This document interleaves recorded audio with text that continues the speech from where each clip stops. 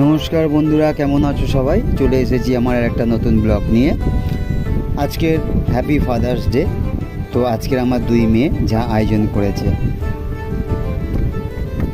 ওরা আমাকে সারপ্রাইজ দেবে বলে কখন দোকানে গিয়ে একটা ছোট্ট কেক নিয়ে এসছে জানি না।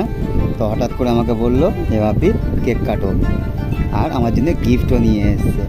তো এখন কেকটা কেটে নিয়ে তারপরে গিফটটা খুলে দেখবো ওর ভেতরে কী আছে। তার মধ্যে নিজেই দোকানে গিয়ে চাউমিন, চিকেন সব নিয়ে এসে বানিয়েছে।